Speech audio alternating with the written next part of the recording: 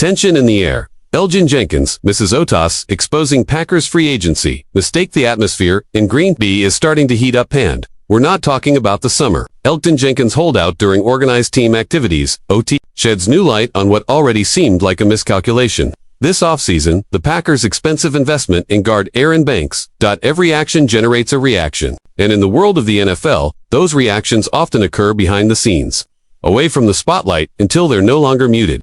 Jenkins' absence from OTAs is a clear message. All is not well in the Packers locker room. A position change, a request for respect according to ESPN's Rob Demovsky. The problem isn't the position change itself. Jenkins, a multiple Pro Bowler and a mainstay of the offensive line, was moved from guard to Centura role that, while essential, often receives less financial recognition. The player's fears are legitimate. The change could negatively impact his future contract negotiations. Demovsky says Jenkins wants a salary restructuring that reflects this new reality. And until that happens, he remains absent from voluntary workouts, a gesture that can be seen as both a protest and a self-preservation. Aaron Banks. The side effect of $1 million contract. The signing of Aaron Banks, with a hefty contract, was already causing controversy. Now, as the developments unfold, it's hard not to wonder, did the Packers make a strategic mistake? They paid a lot for a new player, but ended up undervaluing a loyal veteran who knows the system and has already proven his worth. Worse, they forced him to change roles to make room for the newcomer, all without adjusting his contract conditions. Jenkins, with a cap hit that will reach $24.8 million in 2026, is unlikely to receive a generous extension. The franchise rarely offers third contracts to players who are 30 or older. The age Jenkins is about to reach.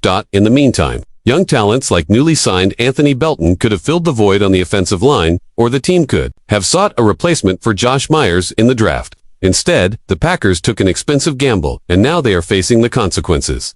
What's next? Jenkins' future in Green Bay is still up in the air.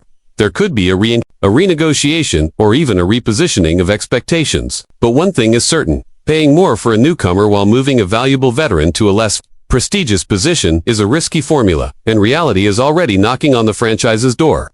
If you enjoyed this analysis and want to follow every step of the Packers saga in this offseason full of twists and turns, leave a like, subscribe to the channel, and activate the bell so you don't miss any updates. And don't forget to tell us in the comments, do you think the Packers made a mistake in prioritizing Banks instead of valuing Jenkins? Let's debate together. Fans, the community is growing, and your voice is part of this growth. Join us on the road to the 2025 season.